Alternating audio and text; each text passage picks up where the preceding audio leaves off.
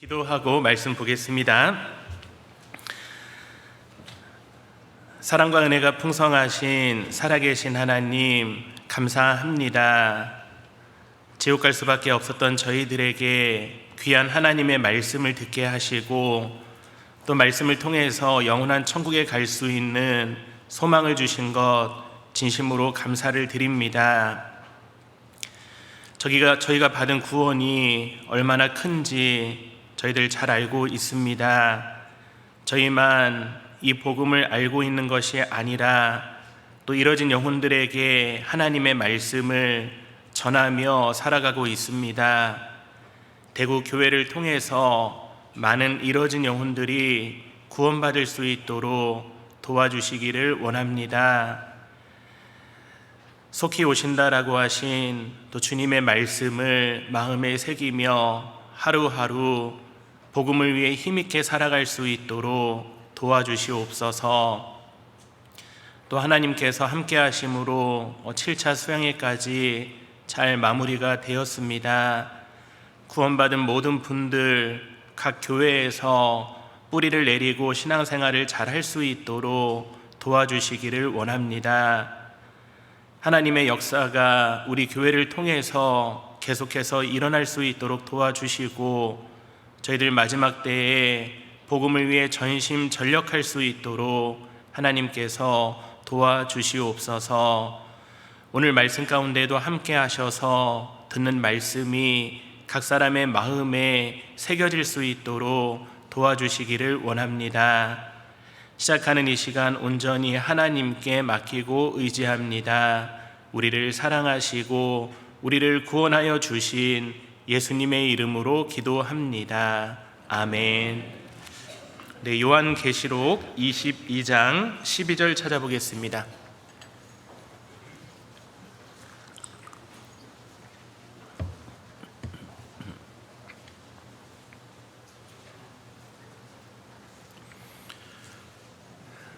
요한계시록 22장 12절입니다. 본문 말씀이니까 표시해 두시면 좋겠습니다. 요한계시록 22장 12절입니다. 네, 같이 읽어보겠습니다. 보라, 내가 속히 오리니 내가 줄 상이 내게 있어 각 사람에게 그의 일한 대로 갚아주리라. 예, 오늘은 방금 읽었던 말씀에 보라 내가 속히 오리니라는 말씀을 읽었는데요. 그 제목으로 좀 말씀을 드리도록 하겠습니다. 방금 읽은 말씀에 보라 내가 속히 오리니, 예수님께서 정말 속히 오신다라고 말씀을 하셨습니다. 그리고 또 말씀하신 내용이 내가 줄 상이 내게 있어, 상이 있다라고 말씀을 하셨습니다. 그리고 또 하신 말씀이요, 각 사람에게 그의 일한 대로 갚아주신다라고 약속을 하셨습니다. 이 외에도 7절에 보시면요, 7절 제가 읽어드릴게요.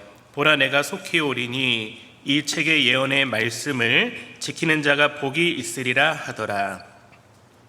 7절 읽은 말씀에도 내가 속히 오리니라고 말씀하셨고요. 그리고 20절입니다.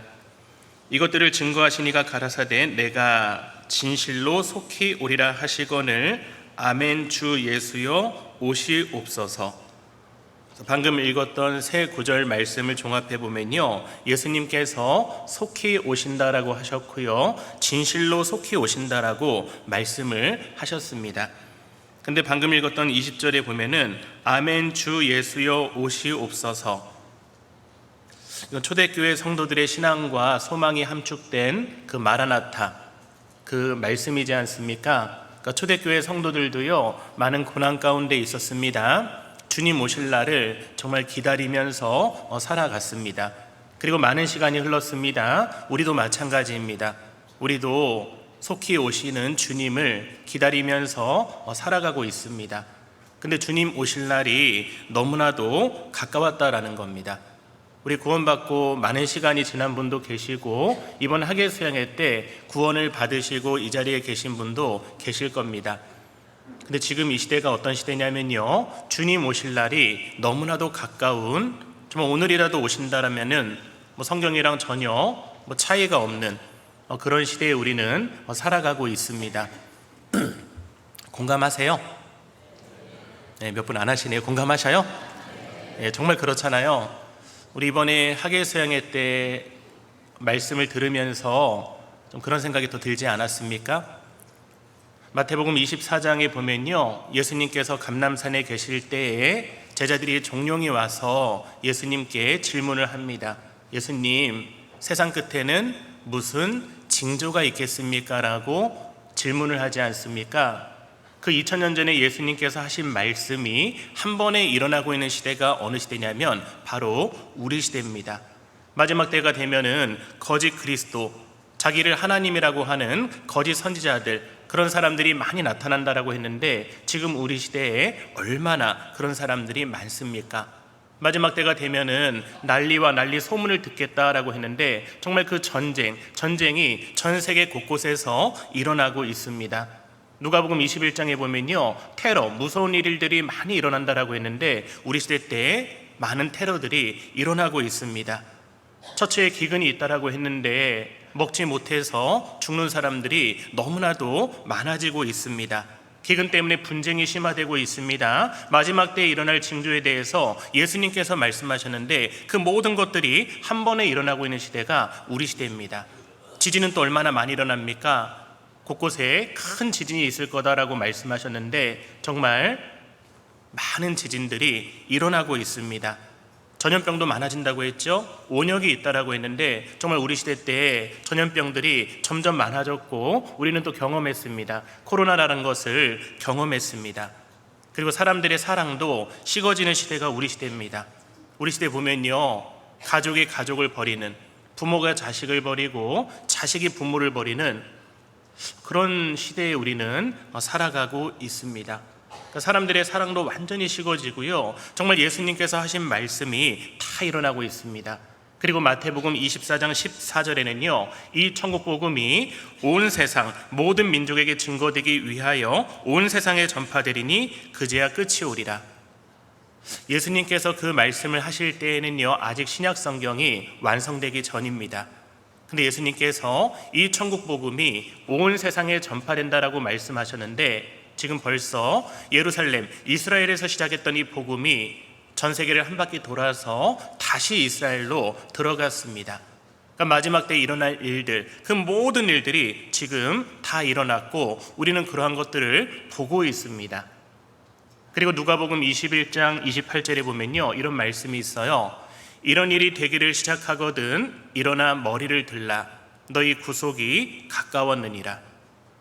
이러한 일이 되기를 시작하거든 일어나 머리를 들라고 했어요. 너희 구속, 그 몸의 구원이 가까웠다라는 겁니다. 주님 오실 날이 너무나도 가까웠다라는 겁니다.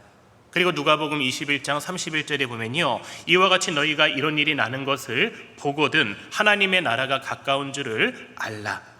이 두 말씀을 종합해보면 이렇습니다. 이러한 일이 되기를 시작하는 것을 보거든 주님 오실 날이 너무나도 가까웠다라는 겁니다. 뿐만 아니라 구원받은 사람이 들려 올라가고 그 이후에 7년 환란 때 일어날 일들도 지금 다 준비가 되었습니다.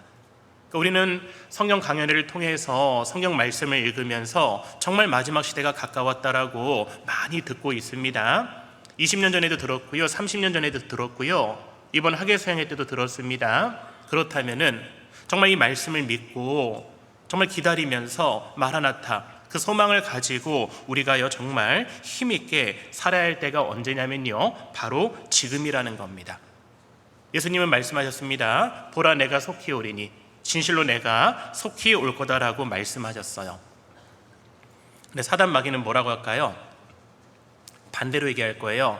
처음에는 더디 오리니, 그 하와를 이렇게 유혹했던 그 뱀처럼요 참으로라고 하와를 유혹했던 것처럼 처음에는 더디 온다라는 마음을 우리에게 넣어주고 그 이후에는요 안 오실 거다, 예수님이 어딨냐, 이렇게 우리가 생각하고 우리가 믿고 있는 것을 완전히 반대로 사단 마귀는 말할 겁니다. 그래서 우리 형제자매들 한번 생각해 보세요. 정말 내 마음에 주님이 속히 오신다라고 믿고 살아가는지, 아니면 30년 전에도 똑같은 말씀 하셨고 10년 전에도 똑같았는데 너무 더디 오시는 거예요. 더디 오심을 보고 혹시 정말 그리스도인답게 살아가야 되는데 마지막 때 정말 마음을 다해서 이 복음을 전하며 살아야 되는데 혹 내 마음 때문에 그렇지 못하고 있지는 않은지요? 한번 생각해 보면은 좋겠습니다. 그러니까 우리 마음에요, 주님이 속히 오신다라고 생각하고 믿고 사는 사람들과 더디 올 거다라고 믿고 사는 사람들의 그 행동은요 완전히 달라질 겁니다.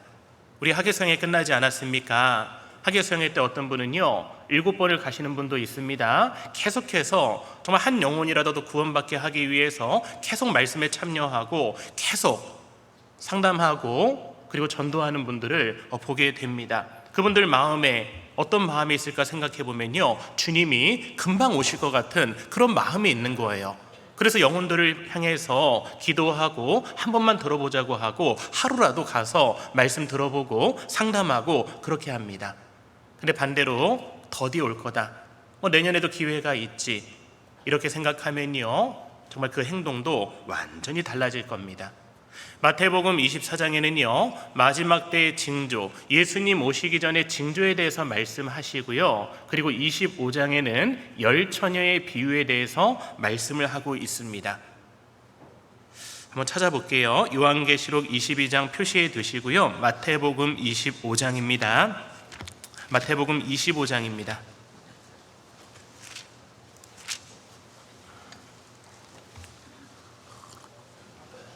마태복음 25장 1절입니다.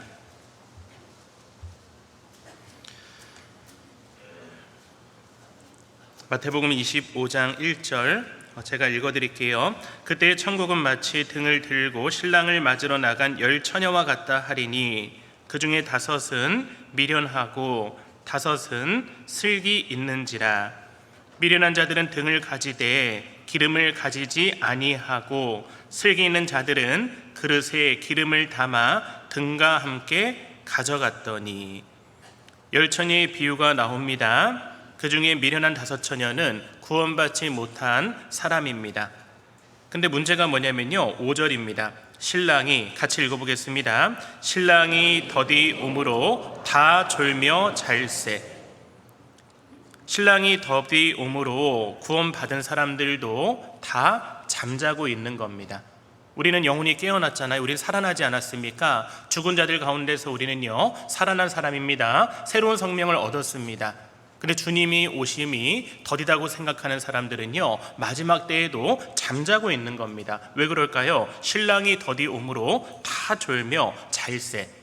그래서 교회 안에 깨어있는 분들이 많으면 많을수록 주님 오실 날이 너무나도 가까웠다라는 그 마음으로, 그것을 믿음으로 살아가는 사람들이 많으면 많을수록 정말 복음의 역사가 크게 일어나고 교회가 더 확장되고 정말 그 교제와 모든 것들이 정말 하나님의 은혜 가운데 기쁨으로 할 수 있을 겁니다.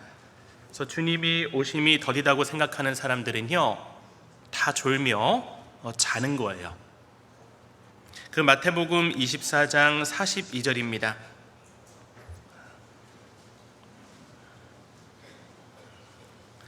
마태복음 24장 42절 그러므로 깨어 있으라. 어느 날에 너희 주가 임할는지 너희가 알지 못함이니라. 너희도 아는 바니 만일 집 주인이 도적이 어느 경점에 올 줄을 알았다면 깨어 있어 그 집을 뚫지 못하게 하였으리라. 이러므로 너희도 예비하고 있으라. 생각지 않은 때에 인자가 오리라. 그래서 우리는요 속히 오실 주님을 정말 믿고 깨어 있는 삶을 살아야 될 겁니다. 근데 주님이 더디 오신다라고 생각하시는 분들은 방금 읽었던 25장 5절처럼요 더디 오므로 다 졸며 잔다라고 말씀하고 있습니다. 그리고 주님이 더디 오신다는 마음으로 살아가는 사람들은요 어떻게 살아가냐면 하나님의 은혜를 잊어버려요. 그리고 자기 마음에 다른 우상이 들어옵니다. 그리고 이 우상을 좇아서 살아가기 때문에 하나님과 가까이 하려고 해도 되지가 않는 거예요. 왜? 이 세상의 다른 것들이 내 마음에 꽉 차 있거든요. 모세가 십계명을 받으러 산에 올라가지 않았습니까? 시내산에 올라갔을 때 그때 모세가 산에서 내려옴이 더딤을 보고 이스라엘 민족들이 무엇을 했냐면요, 송아지 형상의 우상을 만들어서 그 송아지 형상 우상을 쫓아간 겁니다. 그걸 통해 알 수 있는 게 무엇이냐면 우리도 마찬가지예요. 정말 구원 받았을 때 하나님과 감사가 되었고 정말 하나님 중심으로 살았는데 시간이 지나면서 주님 오심이 더딤을 보고 우상을 만들어서 그 우상을 쫓아가는 겁니다. 이것도 한번 찾아볼게요. 출애굽기 32장입니다. 출애굽기 32장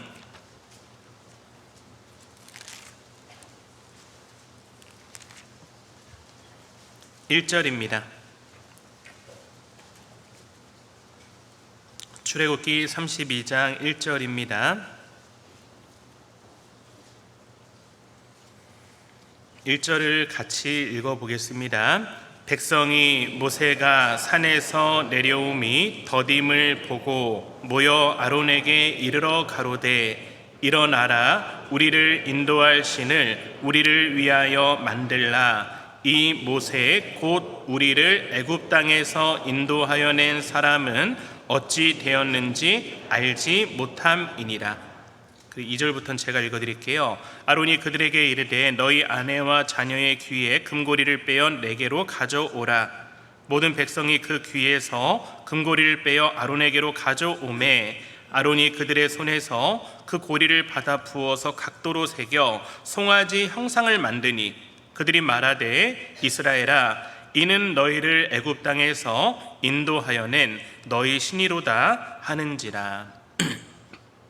송아지 형상을 만들었고요, 그 송아지 형상의 우상을 보면서 너희를 애굽 땅에서 인도하여 낸 너희 신이다라고 말하는 겁니다.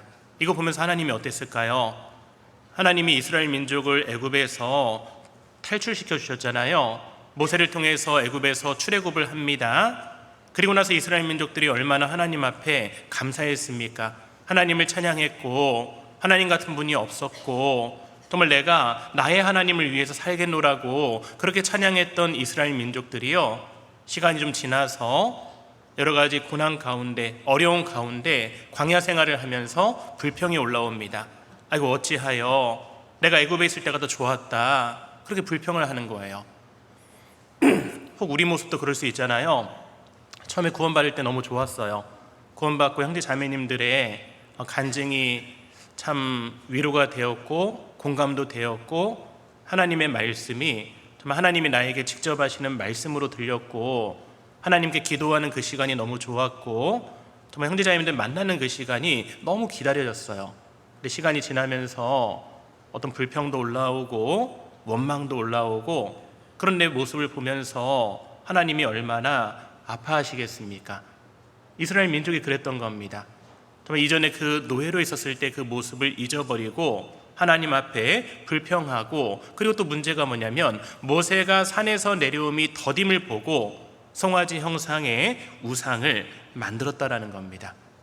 우리도 내 마음에 우상이 있을 수 있습니다. 처음에 구원받았을 때에는 구원이 큰 구원이었고 하나님이 최고였고 우리 교회가 최고였는데 이제 시간이 지나면서 내 마음에 돈이 우상이 되고 내 마음에 어떤 승진이 우상이 되고 내 마음에 어떤 자식이 우상이 되고 내 마음에 어떤 부동산이 우상이 되고 그럴 수도 있어요. 왜 그런가 곰곰이 생각해 보면요, 모세가 산에서 내려옴이 더딤을 보고 그렇게 했던 것처럼 우리도 주님 오실 날이 더딤을 보고 계속해서 내 마음이 세상을 바라보고 세상에 끌려가는 겁니다.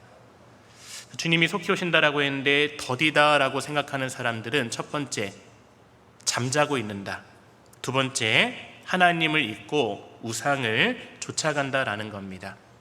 그리고 세 번째는요, 교회는 나오는데 형식만 있는 거예요. 형식만 남아있는 신앙생활을 하는 겁니다. 한번 5절 볼게요. 출애굽기 32장 5절입니다. 아론이 보고 그 앞에 단을 쌓고 이에 공포하여 가로되 내일은 여호와의 절일이니라 하니 이튿날에 그들이 일찍이 일어나 번제를 드리며 화목제를 드리고 앉아서 먹고 마시며 일어나서 뛰놀더라. 내일은 여호와의 절일이라고 합니다. 그리고 일찍 일어나서 번제도 드려요. 화목제도 드려요. 앉아서 먹고 마시며 일어나서 뛰노는 겁니다. 이 모습을 보면서 정말 우리 대한민국의 많은 교회들이요, 정말 처음에는 우리나라도 복음이 있었습니다. 근데 시간이 지나면서 많이 변질되고, 유럽도 마찬가지고요, 미국도 마찬가지고, 마치 이 모습 같지 않습니까? 주님께서 속히 오신다는 그 말씀을 믿고 살아가는 사람들은요, 정말 마음을 다해서 말씀을 듣고 마음을 다해서 이 복음을 전할 겁니다. 근데 이러한 믿음들이 사라진 시대가 우리 시대입니다. 형식만 남아있는 시대가 우리 시대입니다. 말세에는 고통하는 때가 이른다라고 했잖아요. 디모데후서 3장 5절에 보면요, 경건의 모양은 있으나 경건의 능력은 부인하는 자니 너희가 이 같은 자들에게서 돌아서라라고 말씀하셨습니다. 경건의 모양은 있어요. 근데 경건의 능력은 부인하는 자니, 우리는 이런 자들에게서 돌아서야 됩니다. 혹 내 마음이 그럴 수도 있다라는 겁니다. 주일날 오긴 오는데 형식만 남아있어요. 내 마음은 하나님께 드리지 못하는 겁니다. 주일 말씀만 듣고요, 빨리 놀러갈 생각하고요, 다른 생각만 하는 거예요. 그렇게 하다가 이 복음의 불이 이제 꺼질 겁니다. 그리고 이방인의 충만한 수가 딱 차면요, 주님이 오실 겁니다. 그럼 우리가 마지막 시대에 어떻게 살아야 되겠습니까? 형식만 남아있는 생활이 아니라 정말 마음을 다해서 하나님께 드리는 주일 아침 모임, 그런 교제가 돼야 될 겁니다. 모세가 산에서 내려옴이 더딤을 보고 형식만 남아있는 그런 것을 하나님께 드렸던 겁니다. 그리고 7절에 보시면요, 여호와께서 모세에게 이르시되 너는 내려가라. 내가 애굽 땅에서 인도하여 낸 네 백성이 부패하였도다.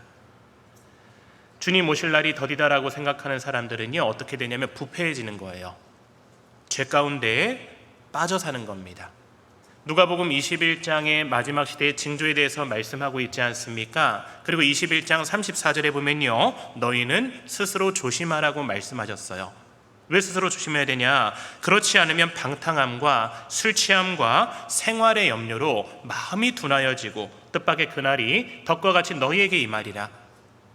우리가 스스로 조심하지 않으면요, 마지막 때에 방탕해질 수 있습니다.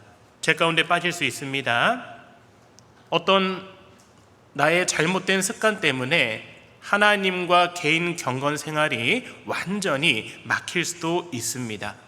그리고 술 취함, 구원을 받았음에도 불구하고 술을 마실 수도 있고, 구원을 받았는데 어딘가에 취해가지고 그곳에 완전히 빠져 있는 거예요. 그리고 생활의 염려, 주님 오실 날이 가깝다라고 하는데 생활의 염려 때문에 주님을 위해서 힘있게 살아가지를 못하는 겁니다. 이런 것 때문에 마음이 둔해진대요. 그리고 뜻밖의 그날이, 주님 오시는 그날이 덕과 같이 너희에게 임할 거다라고 말씀하셨습니다. 정말 주님께서 갑자기 오십니다. 그때 나는 무엇을 하고 있을까요? 정말 주님을 위해서 힘있게 살다가 주님 앞에 기도하다가 주님 만나면 얼마나 좋겠습니까? 잘하였다 충성된 종아, 이런 칭찬을 받으면 얼마나 좋겠습니까? 근데 내 마음에 주님 오심이 더딤을 보고 부패해지는 거예요. 그리고 8절입니다. 그들이 내가 그들에게 명할 길을 속히 떠나 자기를 위하여 송아지를 부어 만들고 그것을 숭배하며 그것에게 희생을 드리며 말하기를 이스라엘아, 이는 너희를 애굽 땅에서 인도하여 낸 너희 신이라 하였도다. 8절에 보시면 자기를 위하여 송아지를 부어 만들고 라고 하지 않았습니까? 주님 오실 날이 더디다라고 생각하는 사람들은요, 자기를 위하여 사는 거예요. 교회는 가는데요, 온통 육신의 복만 생각하는 겁니다. 많은 타락한 교회들이 지금 그렇지 않습니까? 내가 받은 은혜에 감사하고 어떻게 하면 이 복음을 전할까, 정말 죽기 살기로 복음 전하는 것이 아니라 온통 복, 세상에서 얻는 복, 이것만 생각하는 거예요. 처음에 구원받았을 때는요, 복음 중심으로 살았습니다. 교회 중심으로 살았습니다. 근데 시간이 지나면서 가족 중심, 나 중심으로 살아가는 거예요. 빌립보서 2장 21절 이하에 보면요, 저희가 다 자기 일을 구하고 그리스도 예수의 일을 구하지 아니하되 디모데의 연단을 너희가 안하니 자식이 아비에게 함같이 나와 함께 복음을 위하여 수고하였느니라. 디모데는요, 바울 사도와 함께 복음을 위해서 수고했습니다. 자기 일을 구한 것이 아니라 정말 영원히 남을 복음을 위해서 수고했던 겁니다. 우리 대국교회도 그러잖아요. 정말 구원받고 교회 중심으로 살아가고 희생하고 헌신하고 정말 마땅히 내가 행할 것을 행하며 살아가는 많은 분들이 계시기 때문에 대국교회를 통해서 큰 복음의 역사가 일어나는 겁니다. 그런데 주님 오심이 더딤을 보고 자기를 위하여 사는 겁니다. 그 마태복음 25장부터요, 방금 읽었던 출애굽기 32장에 보면요, 신랑이 더디옴을 보고 모세가 산에서 내려옴이 더딤을 보고 했던 그 처녀들, 5처녀, 그리고 그 이스라엘 백성들의 모습을 통해서 우리는 알 수 있는 겁니다. 아, 그렇구나. 주님이 오심이 더디다고 생각하는 사람들은 이렇게 살아가는구나. 각자를 진단을 해봐야 될 겁니다. 그 요한계시록 22장 12절, 다시 본문 말씀 돌아갈게요.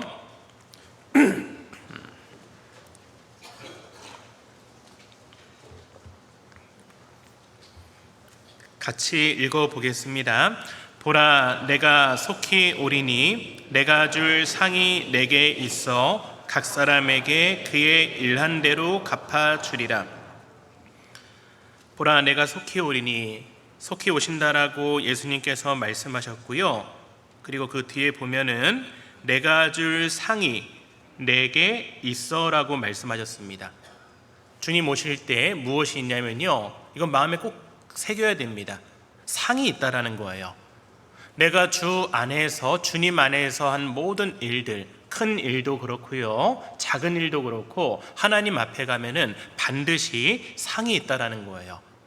내가 행한 모든 것들, 성도를 섬긴 일, 정말 복음을 위해서 희생한 일, 내가 주님을 위해서 봉사한 모든 일들, 이런 것들이 여호와 앞에 있는 기념책에 기록되었다라고 말라기 3장 16절에 말씀하고 있습니다. 이것도 한번 찾아볼게요. 말라기 3장 16절입니다.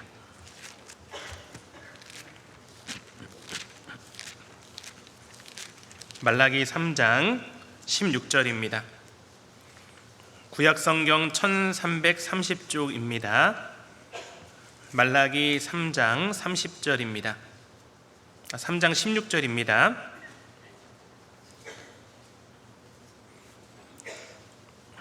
네, 같이 읽어볼게요.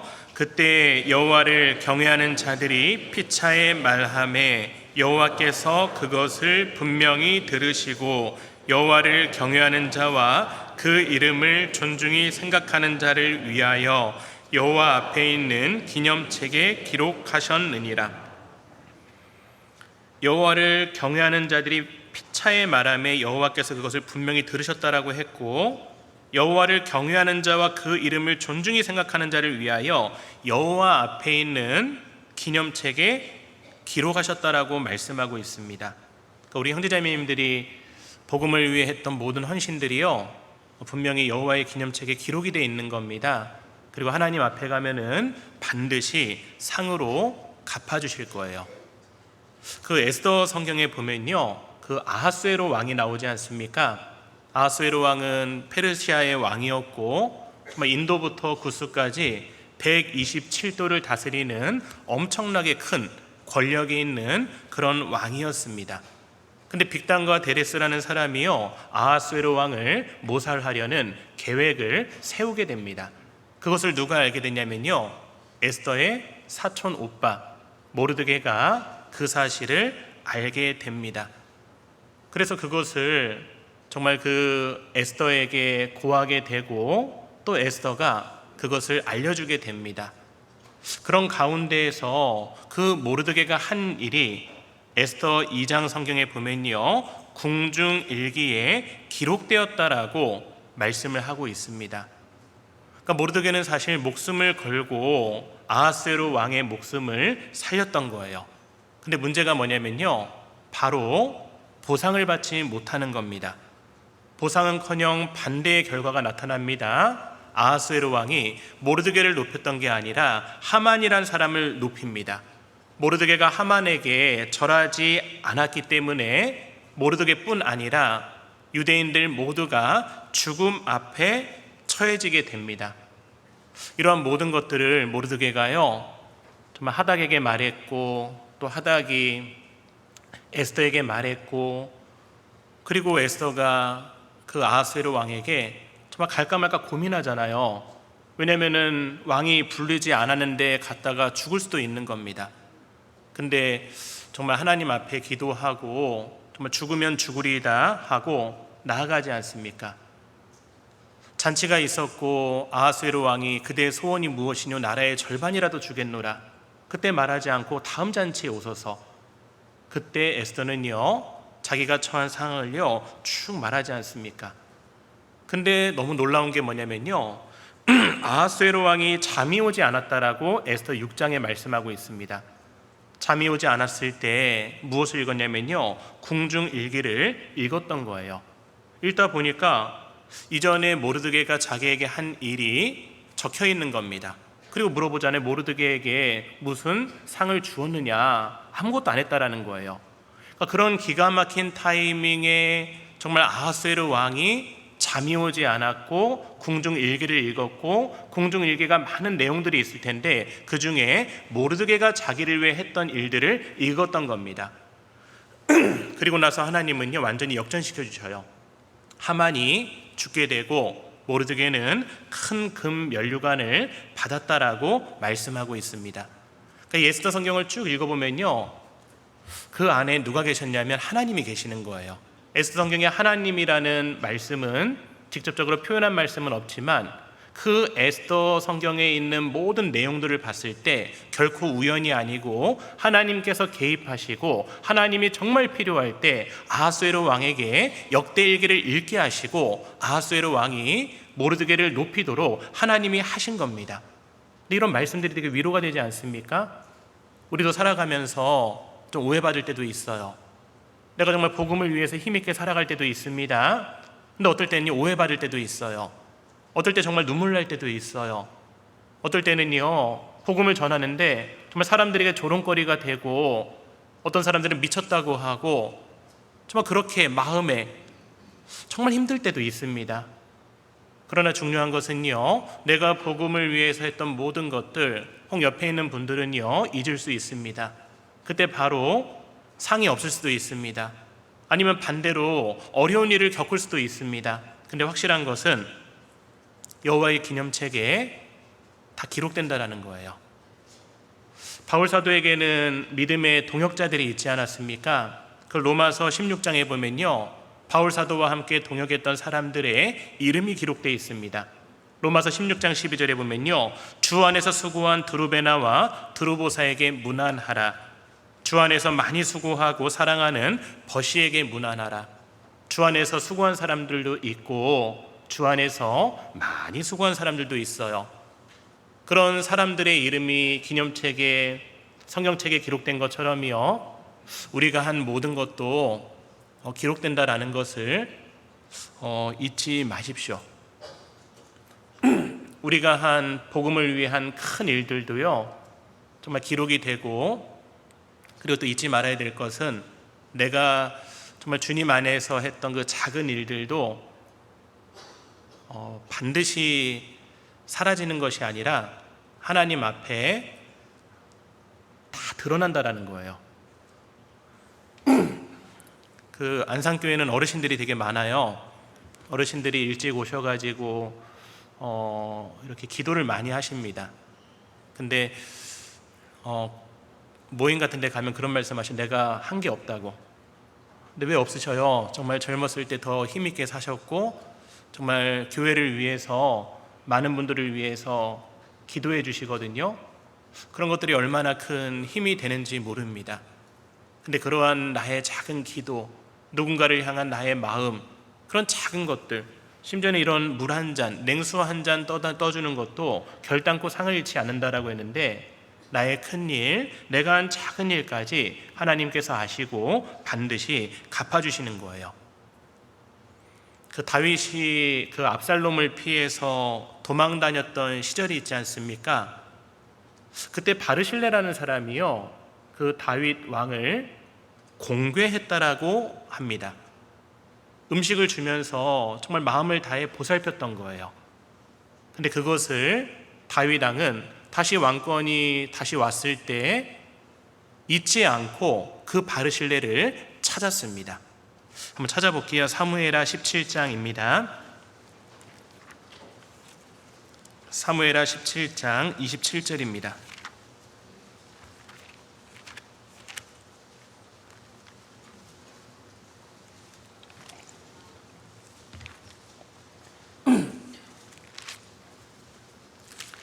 사무엘하 17장 27절.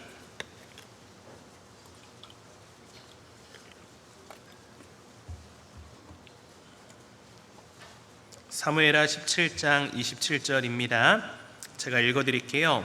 다윗이 마하나임에 이르렀을 때에 암몬 족속에게 속한 라빠 사람 라스의 아들 소비와 로데발 사람 암미엘의 아들 마길과 로글림 길르앗 사람 그 바르실레가라는 말씀이 있죠. 바르실레가 무엇을 했냐면 28절입니다.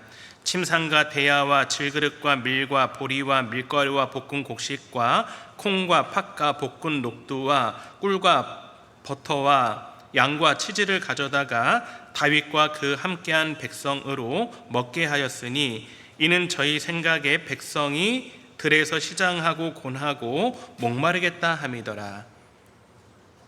다윗을 위해서 무엇을 했냐면 침상도 주고 대야도 주고 그리고 먹을 것을 많이 주었다라고 그냥 기록해 놓으면 좋은데요, 보면 밀가루, 볶은 곡식, 콩, 팥, 볶은 녹두, 꿀, 버터, 양, 치즈 되게 세밀하게 기록되어 있죠. 그러니까 이걸 통해 좀 생각한 게 뭐냐면요, 아 그렇구나, 하나님 앞에 가면은 내가 복음을 위해서 했던 작은 것들, 내가 정말 형제 자매님들 생각하면서 이렇게 모임을 위해 준비했던 작은 음식들, 그런 모든 것들이 하나님 앞에 가면은 반드시 잊지 않고 다 보상해 주시는구나, 좀 그런 생각을 하게 됩니다.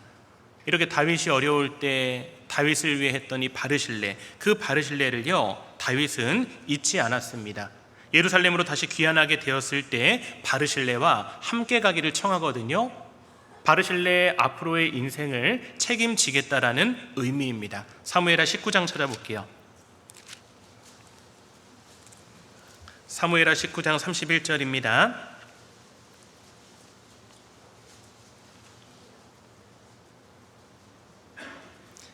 길르앗 사람 바르실레가 왕을 보내어 요단을 건네려고 로글림에서 내려와서 함께 요단에 이르니 바르실레는 매우 늙어 나이 80세라. 바르실레가 매우 늙어서 나이가 80세입니다. 저는 거부인 고로 왕이 마하나임에 유할 때의 왕을 공궤하였더라. 돈이 많았어요. 부자였습니다. 근데 다윗 왕이 마하나임에 유할 때 왕을 도와줬던 겁니다. 33절. 왕이 바르실레에게 이르되 너는 나와 함께 건너가자. 예루살렘에서 내가 너를 공궤하리라. 참 이 얘기 들었을 때요, 바르실레 마음이 어땠을까요? 너무 감사했을 거예요. 본인은요 정말 큰 거 준비한 게 아니었거든요. 필요한 먹을 것들 준비하고 했는데 그 왕이 와가지고 나와 함께 건너가자. 예루살렘에서 내가 너를 공개하리라. 얼마나 기뻤을까요? 다른 사람도 아니고 왕이었습니다. 이제 내가 너를 공개할 거다. 우리도 마찬가지입니다. 복음을 위해서, 주님을 위해서, 정말 교회를 위해서, 우리 형제 자매님들을 위해서 했던 작은 것들, 그런 것들이 주님 앞에 가면요 다 드러나는 거예요. 그랬을 때 얼마나 큰 기쁨이 되겠습니까? 보라, 내가 속히 오리니 내가 줄 상이 내게 있어. 그 상이 반드시 있다라는 겁니다. 제가 안산교회 오기 전에 서울 서북교회에서 이렇게 생활을 하다가 이제 안산교회로 발령이 났었거든요. 근데 서울 서북교회에 있을 때 한 형제님이 있었는데 되게 좀 많이 교제도 하고 그랬어요. 근데 형제님이 보석 이렇게 사업을 했었는데 그때 잘 안 돼가지고 상당히 어렵게 살았습니다. 근데 항상 그 집에 가면은 그 되게 조그만 방 하나에 이렇게 지하에 살았거든요. 근데 거기 가면은 항상 그 냉장고도 작았는데 그 모든 걸 다 이렇게 좀 대접해 주시고 그러셨어요. 근데 어느 날 찾아오신 거예요. 이렇게 전도인실에 찾아오셔가지고 좀 어려운 얘기를 많이 하시는 거예요. 그래서 들어드렸죠. 그리고 나서 밖에 나가서 점심 때 식사를 한번 제가 대접했어요. 얼마짜리 대접했을까요? 네, 싼 거에서 국밥 한 그릇 대접했어요. 국밥 한 10,000원 정도 됐던 것 같아요. 그래서 국밥을 막 이렇게 드시고 가셨어요. 근데 그 이후에 이제 형제님이 많이 어려워가지고 다른 지역 지방으로 이사를 가시고 그리고 그곳에서도 이렇게 사업을 했는데 사업이 너무 잘 되는 거예요. 너무 사업이 잘 되고 하면서 지금은 그 보석상에서 정말 많은 직원들도 있고 상당히 그 큰 부자가 됐어요. 그리고 나서 어느 날 부산에 결혼식이 있어가지고 이렇게 만나게 됐어요. 만났는데 점심 때 점심 먹고 이제 같이 좀 산책을 하고 저녁을 같이 먹자 하더라고요. 그래서 부산에 유명한 게 뭐가 있죠? 네, 횟집으로 갔습니다. 그래서 횟집으로 갔는데 와, 회가요 정말 그냥 화려하더라고요. 그래서 야, 그런 회 처음 먹어봤어요. 정말 화려하고 하는데 그 회를 정말 웃으면서 정말 막 눈물을 참아가면서 먹었어요. 형제님 그 얘기 하시더라고요. 사실 이전에 그 점심 먹었던 게 너무나도 큰 힘이 됐대요. 근데 저는 정말 아무 생각도 잘 안 나고 거의 잊어버리고 뭐 10,000원짜리 국밥 한 그릇 뭐 큰 거 아니잖아요. 근데 그게 형제님 마음에는요 되게 감사가 되었고 정말 내가 잘 돼서 갚아야 되겠다 그런 마음이 있었나 봐요. 그리고 나서 시간이 지났고 정말 오랜 시간이 지난 후에 부산에서 만나게 되었고 그리고 그 회를 이렇게 보면서 맛있게 이렇게 먹으라고 드시라고 하면서 같이 교제를 했는데 너무 감사가 됐어요. 좀 어렵게 살았지만 하나님께서 부어주셨고 또 교회 가운데 정말 힘있게 살아가고 있거든요. 그 정말 하나님이 주신 물질을요 해외 선교를 위해서 사용하고 정말 그렇게 열심히 살아가고 계십니다.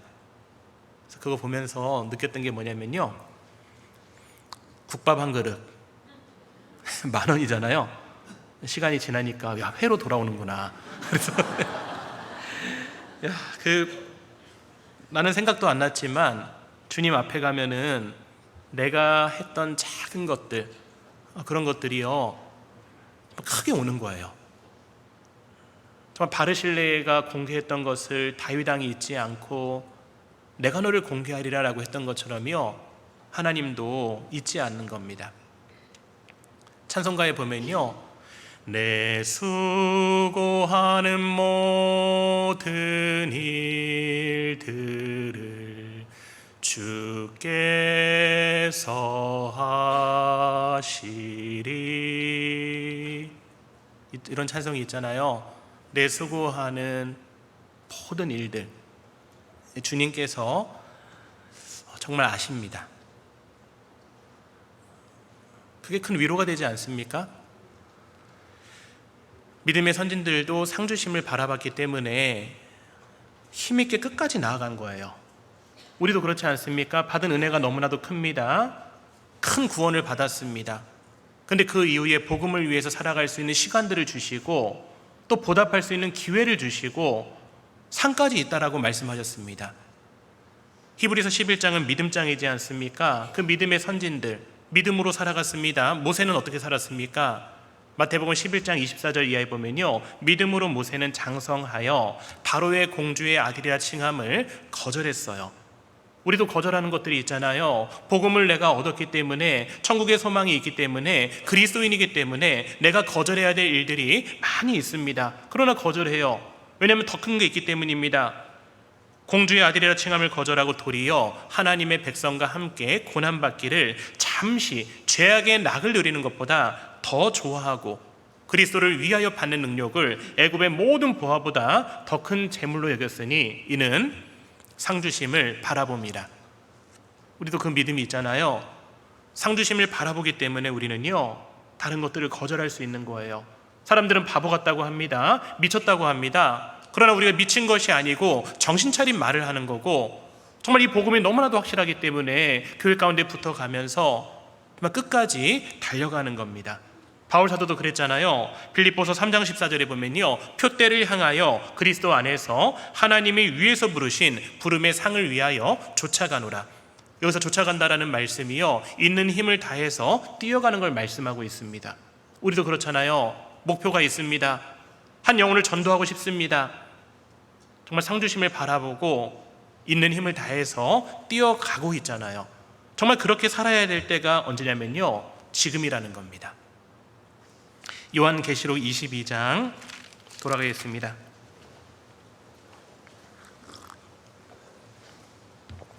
12절입니다. 12절 같이 읽어보겠습니다. 보라, 내가 속히 오리니 내가 줄 상이 내게 있어 각 사람에게 그의 일한 대로 갚아주리라. 상을 주시는 기준이 있습니다. 상이 있다라고 말씀하셨고 우리가 행한 모든 것들이 여호와의 기념책에 기록이 되고, 그리고 12절 각 사람에게 그의 일한 대로 갚아준다라고 말씀하셨습니다. 그러니까 내가 구원을 받았습니다. 구원받은 이후에 내가 어떻게 살아가느냐, 그 내가 일한 만큼 하나님께서 갚아주신 겁니다. 그 문화의 비유가 누가복음 19장에 말씀하고 있거든요. 한번 찾아볼게요. 누가복음 19장 12절입니다.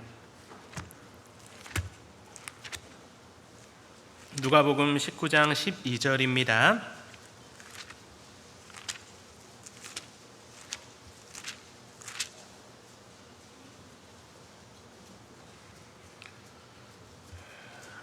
누가복음 19장 12절. 가라사대 어떤 귀인이 왕위를 받아가지고 오려고 먼 나라로 갈 때에, 이 어떤 귀인은 예수님을 말씀하고 있습니다. 그 종 열을 불러 은 10문화를 주며 이르되 내가 돌아오기까지 장사하라 하니라. 우리는 받은 구원, 그리고 나에게 주신 시간, 이것을 주님을 위해서 살아가고 있습니다. 근데 15절에 보면요, 귀인이 왕위를 받아가지고 돌아와서 은준 종들의 각각 어떻게 장사한 것을 알고자 하여 저희를 부르니, 이게 무엇이냐면 바로 그리스도의 심판대입니다. 주님 오셨을 때에 우리가 살아간 모든 것들이 그 상급의 심판, 하나님 앞에 모든 것들이 다 나타날 겁니다. 돌아와서 저희를 부르니, 주님은 잠시 잠깐 오면 오십니다. 그리고 우리를 부르는 거예요. 그리고 16절입니다.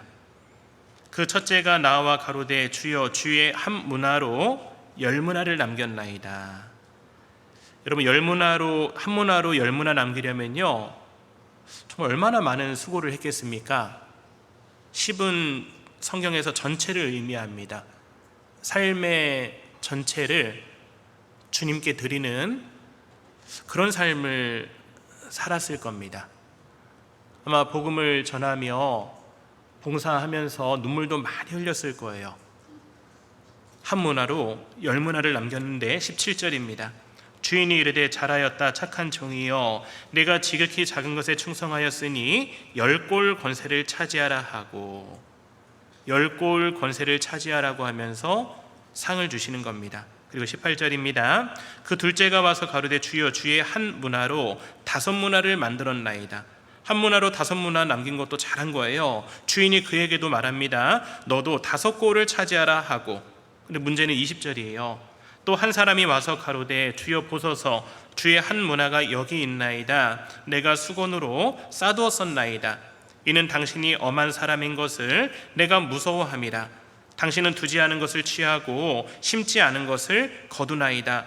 주인이 이르되 악한 종아, 내가 네 말로 너를 판단하노니 너는 내가 두지 않는 것을 취하고 심지 않는 것을 거두는 엄한 사람인 줄을 알았느냐?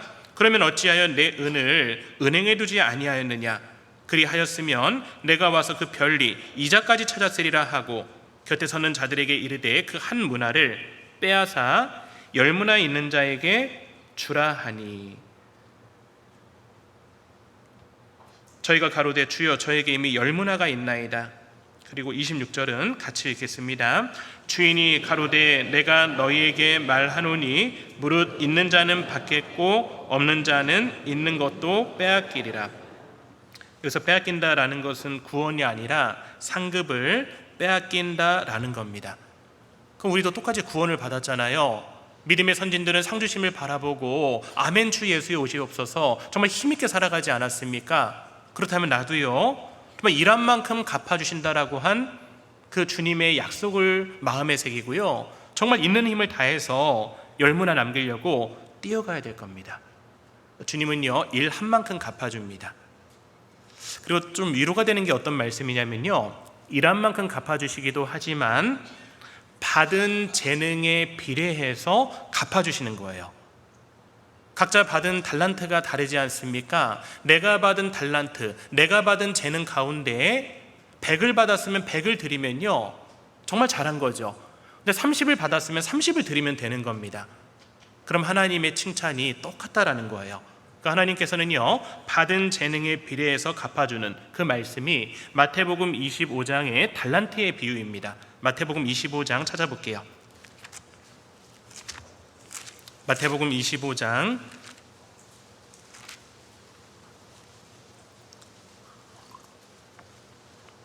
14절입니다.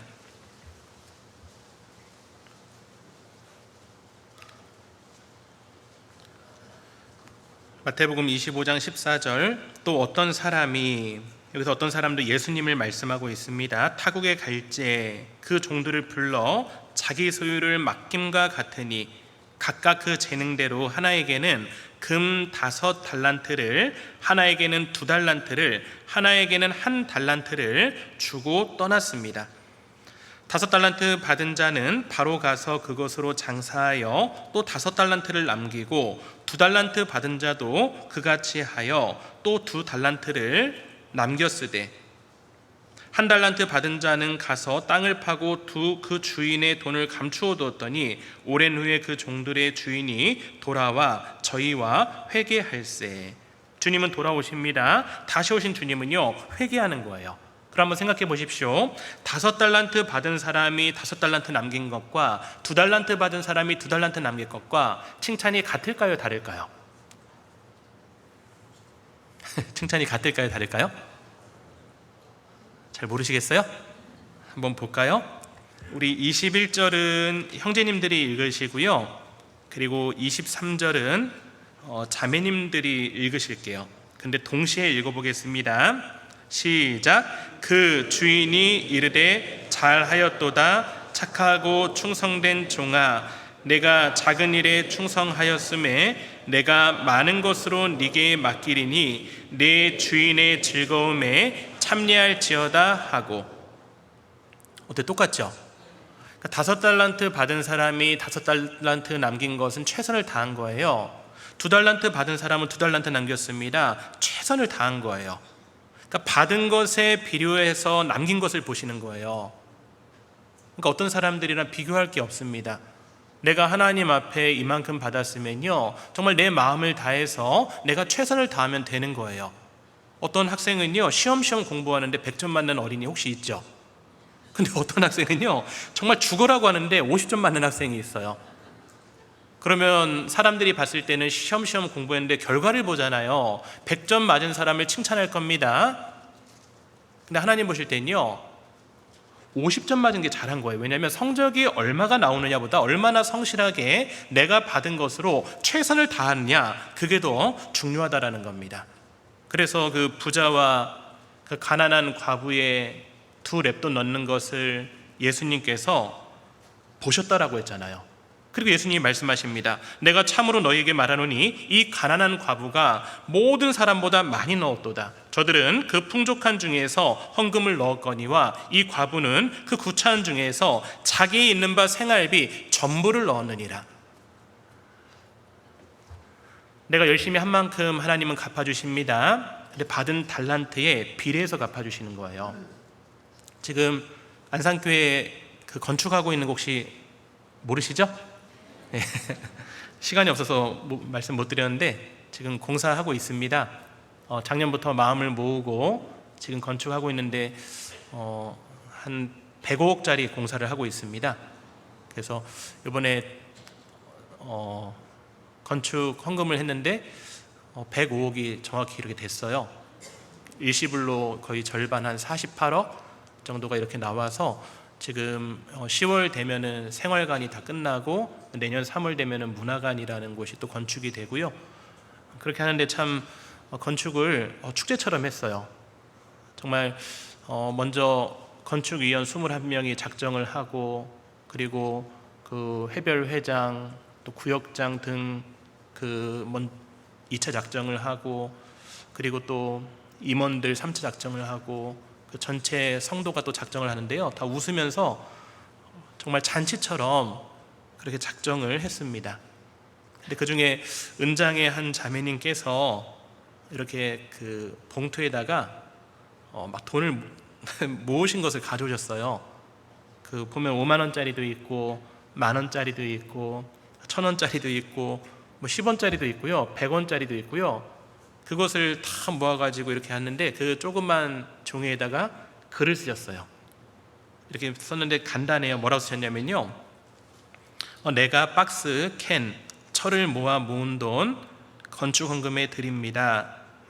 작은 돈이지만 보태서 쓰시기 바랍니다. 그래서 정말 글씨도 삐뚤삐뚤하고 한 그 작은 짧은 그 글귀에 정말 그 은장의 자매님의 그런 마음이 느껴졌어요.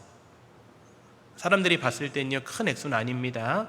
근데 하나님 보실 때는요 가장 많이 하신 거예요. 정말 그 박스 하나하나 캔 하나하나 모아가지고 그거 가지고 주님께 드리고 싶었던 거예요. 내가 받은 은혜가 너무나도 크기 때문에 정말 자원하는 마음으로 드리고 싶었던 겁니다. 가진 게 없습니다. 근데 그런 것들 정말 10원짜리까지 모아가지고 다 주신 그것을 보면서 정말 교회 많은 형제자매님들이 마음에 격통이 됐고 그러면서 마음이 더 모아졌고 그리고 각각의 형편, 정말 안산교회가 다들 어렵게 사시거든요. 근데 정말 힘에 지나도록 정말 이렇게 함께 동참하고 함께 잔치 가운데 지금 건축이 진행이 되고 있습니다. 요한계시록 22장 12절 보라 내가 속히 오리니 내가 줄 상이 있어 각 사람에게 그의 일 한 대로 갚아주리라. 이 요한계시록은 사도 요한이 기록하지 않았습니까? 사도 요한이요 정말 속히 오신다라는 주님, 그 주님의 약속을 믿고 그리고 이렇게 말합니다. 요한계시록 22장 20절입니다. 요한계시록 22장 20절 같이 읽어보겠습니다. 이것들을 증거하신 이가 가라사대 내가 진실로 속히 오리라 하시거늘 아멘. 주 예수여 오시옵소서. 사도 요한은 준비하고 살았습니다. 그렇기 때문에 말할 수 있었던 거예요. 아멘. 주 예수여 오시옵소서. 마라나타. 초대교회 성도들도 준비하고 살았던 겁니다. 정말 속히 오실 주님을 기다리면서 정말 준비하고 살았던 거예요. 아멘. 주 예수여 오시옵소서. 우리는 어떻습니까? 우리도 그렇잖아요. 주님 오실 날이 너무나도 가까웠습니다. 그 전에 내 생명이 어떻게 될지 몰라요. 너희 생명이 무엇이냐 너희는 잠깐 보이다가 없어지는 안개니라. 이번 학예수양회 때도 보면요 3차 때 그 한 형제님이 부모님을 모시고 오셨어요. 3차 때 저랑 인사도 했습니다. 근데 6차 때 돌아가셨어요. 심장마비로요. 다행히 구원은 받고 돌아가셨습니다. 정말 너무나도 놀랐어요. 정말 며칠 전에 인사하셨던 분이요 하나님 품으로 가신 거예요. 어떤 경우는 그런 경우도 있어요. 학예수양회 때 오셨다가 부부가 오셨는데 어머니는 구원받고 아버지는 중간에 돌아가셨어요. 집으로 갔다가요, 농사 일하다가 갑자기 전화가 온 거예요. 너무 뜨고 땡볕에서 일하시다가 돌아가신 거예요. 구원받지 못하고 돌아가신 겁니다. 언제 어떻게 될지 모르는 시대에 우리는 살아가고 있습니다. 그렇다고 하면은 아멘 주 예수여 오시옵소서, 이 마음으로 우리는 정말 살아야 될 거예요. 주님이 언제 오실까요? 생각해 보셨습니까? 그렇다면 마라나타, 아멘 주 예수여 오시옵소서, 이런 마음으로 살아가는 사람들, 주님이 속히 오시리라라고 생각하는 사람들은 어떻게 살까? 몇 가지만 더 보겠습니다. 로마서 13장입니다. 로마서 13장 11절입니다.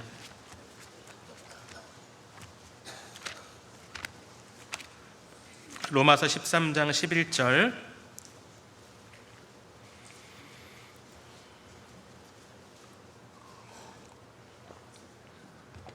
같이 읽어보겠습니다.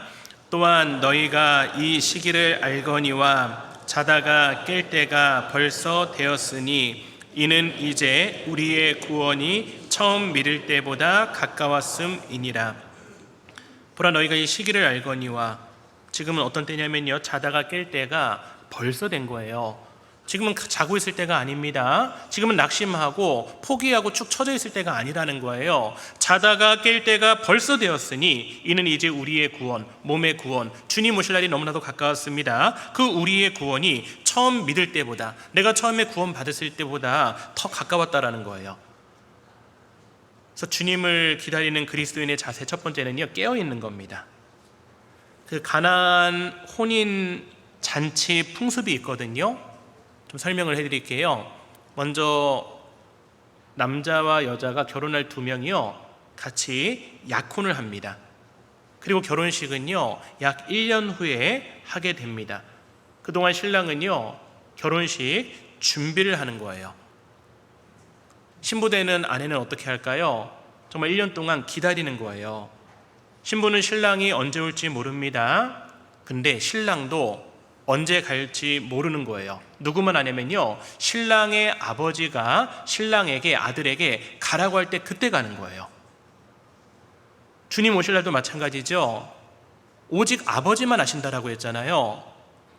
마지막 징조에 대해서 말씀했지만요, 언젠지 모릅니다. 갑자기 오시는 겁니다. 신부는요, 주님의 신부인 교회, 우리는요 기다리는 겁니다.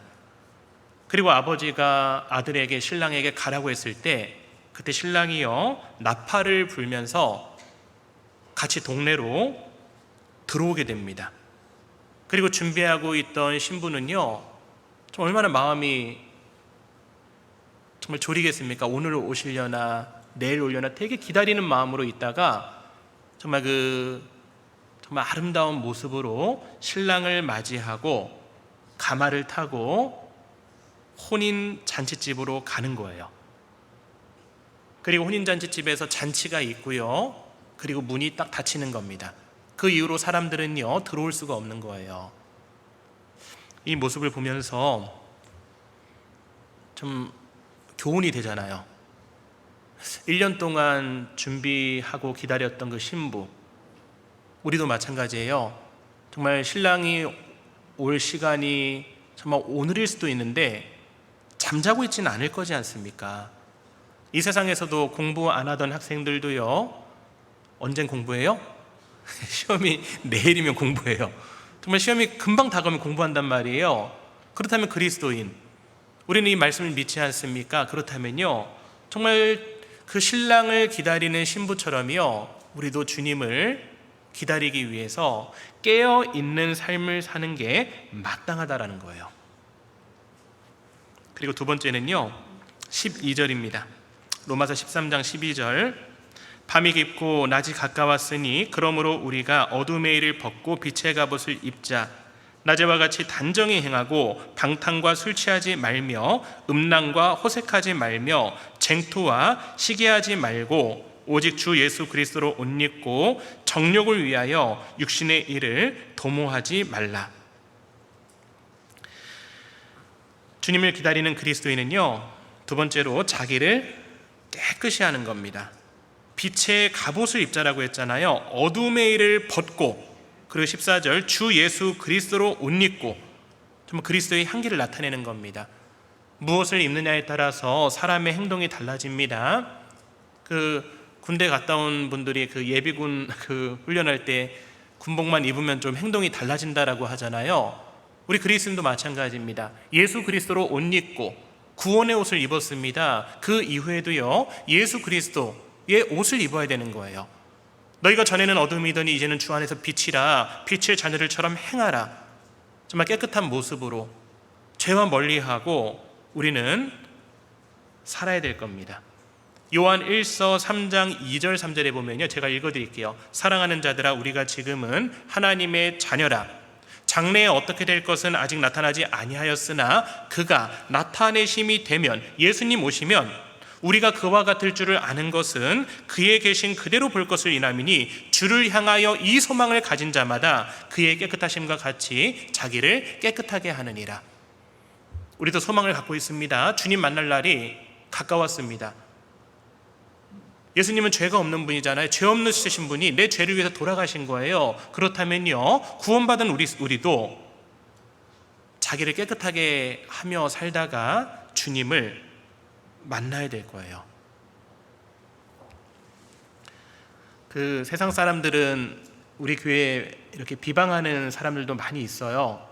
근데 보면은 예수님도 정말 비방을 받으셨고, 바울 사도도 그런 이단이라 소리를 들었거든요.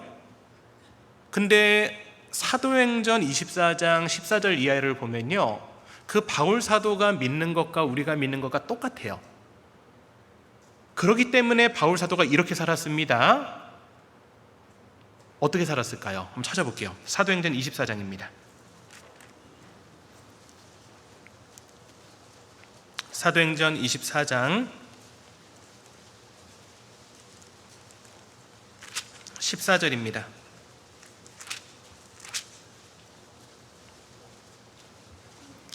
사도행전 24장 14절 그러나 이것을 당신께 고백하리이다. 나는 저희가 이단이라 하는 돌을 좇아. 바울 사도는요, 사람들이 이단이라 하는 돌을 좇았다라고 되어 있어요. 5절에 보시면 우리가 보니 이 사람은 연병이라 천하에 퍼진 유대인을 다 소욕케 하는 자요, 나사렛 이단의 괴수라, 이단의 우두머리라라는 소리를 들었습니다. 근데 14절 그러나 이것을 당신께 고백하리이다. 나는 저희가 이단이라는 돌을 좇았고 조상의 하나님을 섬기고 율법과 및 선지자들의 글에 기록된 것을 다 믿으며, 하나님의 말씀을, 바울 사도는 기록된 말씀을 다 믿었던 거예요. 그리고 저희의 기다리는 바 하나님께 향한 소망을 나도 가졌으니, 우리도 소망이 있지 않습니까? 천국에 소망이 있고 주님 오실 그날, 그 주님 만날 그 소망을 갖고 있습니다. 곧 의인과 악인의 부활이 있으리라 함이라. 예수님 오실 때 구원받은 사람은 들려 올라가잖아요. 부활하지 않습니까? 그리고 나서 7년 환란이 있고 천년 왕국이 있고 그 이후에 악인의 부활이 있어요. 악인이 부활해서 백보자 심판대 앞에서 심판받고 영원한 지옥으로 떨어집니다. 의인의 부활과 악인의 부활은 약 1000년 차이가 나는 거예요. 바울 사도도 그걸 믿었다라는 겁니다. 의인과 악인의 부활이 있으리라 함이라. 우리랑 똑같은 믿음을 가진 바울 사도가 어떻게 살았냐면요, 16절은 같이 읽어보겠습니다. 이것을 인하여 나도 하나님과 사람을 대하여 항상 양심에 거리낌이 없기를 힘쓰노라. 이것을 인하여 나도 하나님과 사람을 대하여 항상 양심에 거리낌이 없기를 어떻게 했냐면 힘썼다라고 했어요. 우리가 깨끗하게 사는 것이 쉽지가 않습니다. 그래서 힘써야 하는 거예요. 죄와 멀어지는 것이 쉽지가 않습니다. 이 세상은 죄악 가운데 있고 사단 마귀가 계속 유혹하거든요. 그래서 우리는요, 힘써야 되는 거예요. 바울 사도도요, 하나님과 사람을 대하여 항상 양심에 거리낌이 없기를 힘썼다라고 말씀을 하고 있습니다. 그래서 주님을 기다리는 그리스도인은요, 자신을 깨끗하게 한다라는 겁니다. 그리고 세 번째는요, 베드로 전서 한번 찾아볼게요. 베드로 전서 4장 7절입니다.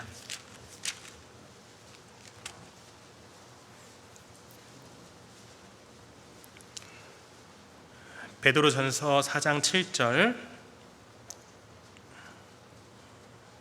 같이 읽어보겠습니다. 만물의 마지막이 가까워왔으니 그러므로 너희는 정신을 차리고 근신하여 기도하라. 만물의 마지막이 가까웠을 때 우리가 반드시 해야 될 게 뭐냐면요, 기도하는 겁니다. 기도하지 않으면 마음이 무뎌집니다. 기도했을 때 마음과 양심이 밝아지고 좀 하나님이 들려주시고 보여주시는 많은 것들을 깨달을 수가 있습니다. 베드로전서 5장 8절에 보면요, 근신하라 깨어라 너희 대적 마귀가 우는 사자같이 두루다니며 삼킬 자를 찾는다라고 돼 있어요. 그러나 마지막 시대에 우리가 기도하고 있을 때 사단 마귀가 틈타지 못할 겁니다. 예수님이 십자가에 못 박혀 돌아가시기 전에 예수님께서는요, 기도하셨어요. 두 번째도 기도하셨습니다. 세 번째도 동일한 말씀으로 기도하셨어요. 그때 제자들은 뭐 했습니까? 잠잤어요. 시험에 들지 않게 깨어있어 기도하라. 마음에는 원이로되 육신이 약하도다 하시고. 우리는 지금 주님 오실 날이 가까운 시대에 살아가고 있습니다. 정말 대구교회 전체 우리 형제 자매님들께서 정말 하나님 앞에 기도하는 분들이 많으면 많을수록요, 하나님의 역사가 크게 일어날 겁니다. 그리고 8절입니다. 8절 베드로전서 4장 8절 같이 읽어보겠습니다. 무엇보다도 열심으로 서로 사랑할지니 사랑은 허다한 죄를 덮느니라. 정말 주님을 기다리는 그리스도인은요, 무엇보다도 열심으로 서로 사랑할 겁니다. 우리 대구교회 그렇게 살아가고 있죠? 왜 이렇게 대답을 안 하셔 이제? 그렇게 살아가고 있습니까? 네, 대구교회 하면 사랑이 넘치는 교회 맞나요? 아닌가 봐요. 목소리 작아요. 한번 생각해 보세요. 우리가 교회 안에서 서로 사랑 가운데 서로 교제하고 거기서 기쁨을 얻고 힘을 얻고 이렇게 살아가야 되잖아요. 세상에서도 핍박당하고 어떨 때는 정말 외로울 때도 있고, 근데 교회 안에 왔는데 그런 것들이 회복이 되고 위로가 돼야 되는데 교회 안에 왔는데 더 힘든 거예요. 그런 복음의 역사가 일어나지 않을 겁니다. 더 사랑을 더 표현하고 마지막 때가 되면 될수록요, 정말 주님께 받은 사랑으로 용서도 하고 했을 때 정말 우리 교회 가운데 큰 역사가 일어날 거예요. 마지막 때는 불법이 성함으로 많은 사람의 사랑이 식어진다라고 했잖아요. 그런 세상에 우리가 따라가는 것이 아니라 정말 사랑이 넘치는 교회, 그런 교회가 정말 마지막 때가 되면 될수록 더 돼야 될 겁니다. 그리고 요한계시록 22장 찾아볼게요. 21절입니다.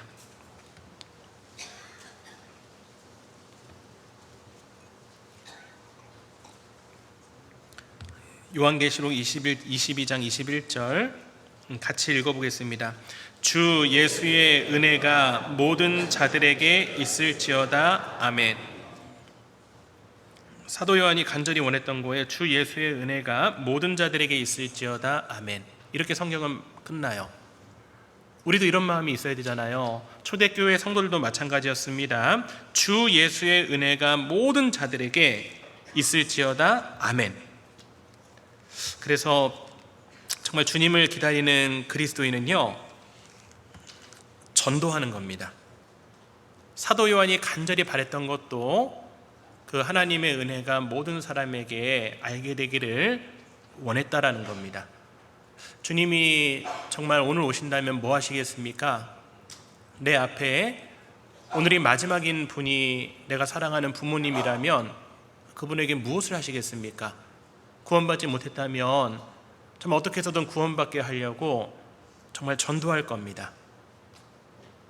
그래서 우리가 마지막 때가 되면 될수록요, 더 전도에 힘을 써야 되는 거예요. 한 형제님께서 되게 전도하고 싶은데 오랫동안 교회에 있으시면서 좀 이렇게 지인들도 많이 없어지고 하면서 전도할 사람이 없어서 좀 전략을 하나 세웠어요. 그 목욕탕을 갔어요. 그래서 목욕탕에서 전도를 해야 되겠다. 그래서 쭉 이제 목욕탕 탕에 가서 그 좀 이렇게 쭉 한번 둘러봤는데 이제 형제님 좀 왜소해요. 자기는 좀 비슷한 사람을 찾았던 거예요. 좀 덩치 너무 크고 좀 무섭게 생긴 사람 말고 좀 이렇게 좀 왜소하신 분 찾았는데 딱 그 목표물이 아니고 목표로 생각한 분이 딱 계셨던 거예요. 가가지고 저기 등 좀 밀어달라고, 세상에, 요즘 세상에 때 밀어달라고 저 어릴 때는 있었지만 지금 누가 그래요. 근데 그분이 좋다고 서로 막 이렇게 때를 미는 거예요. 서로 밀면서 조금 아는 거예요. 친해진 거예요. 그러면서 다음에 목욕탕에서 또 만나자고. 그래서 요즘 남자 두 분인데 그 목욕탕에서 또 이렇게 목욕탕에서 한 2번, 3번 만난 거예요. 그 목욕탕에서 만나고, 그러면서 그분이 또 그 택배 사업을 하시더라고요. 그러니까 거기 가서 또 이렇게 하고 막 그 말씀도 전하고 하면서 이렇게 전도를 하는 거예요. 대단하지 않습니까? 그래서 형제님 그 간증을 하셔서 그런 얘기 했어요. 형제님, 혹시 그분이 구원받으면 이거 생명의 빛에 내자고. 그래서 제목은 그 때를 얻든지 못 얻든지 말씀을 전파하라. 기발하죠? 그게 그때 너무 좋다고 지금 진행 중에 있거든요. 그래서 참 하나님 말씀하시지 않았습니까? 주님께서 때를 얻든지 못 얻든지 말씀을 전파라고 하신 거예요. 그래서 우리도요, 정말 마지막 때에 전해야 될 겁니다.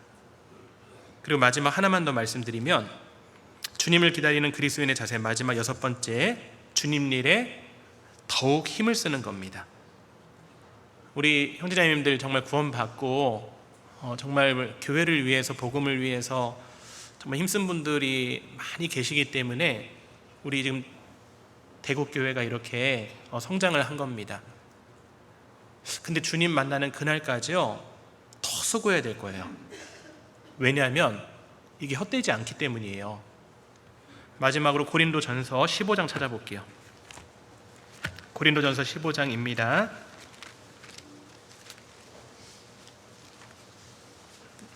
고린도전서 15장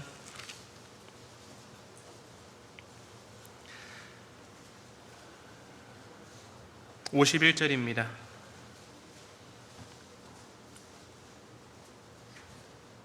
보라, 내가 너희에게 비밀을 말하노니 우리가 다 잠잘 것이 아니요 마지막 나팔의 순식간에 홀연히 다 변화하리니. 우리는 변화돼서 올라갑니다. 나팔 소리가 날 때 남의 죽은 자들이 썩지 아니할 것으로 다시 살고 우리도 변화하리라. 주님 오실 때 이렇게 됩니다. 그럼 58절입니다. 같이 읽어보겠습니다. 그러므로 내 사랑하는 형제들아, 견고하며 흔들리지 말며 항상 주의 일에 더욱 힘쓰는 자들이 되라. 이는 너희 수고가 주 안에서 헛되지 않는 줄을 알미니라. 견고하며 흔들리지 말며, 흔들릴 때가 있잖아요. 신앙생활 하다 보면요, 흔들리지 말라고 했어요. 그리고 항상 주의 일에 더욱 힘쓰는 자들이 되라고 했어요. 작년보단 올해 더 힘쓰는 겁니다. 수양의 전보다는요, 수양의 이후에 더 힘쓰는 겁니다. 왜냐하면 이는 너희 수고가 주 안에서 헛되지 않는 줄 알미니라. 주 안에서 한 모든 것들은요, 헛된 것들이 하나도 없다라는 겁니다. 그래서 오늘 보라 속히 오리니라는 제목으로 말씀드렸는데요, 주님 오실 날이 너무나도 가까웠다라는 것, 그리고 우리가 행한 모든 일들, 크고 작은 일들이 반드시 기록이 된다라는 것, 그리고 일한 대로 갚아주시고 내가 받은 재능에 비례해서 갚아주신다라는 것. 그래서 열심히 살아야 되는 거예요. 그러면 어떻게 살아야 할까? 첫 번째, 깨어 있는다.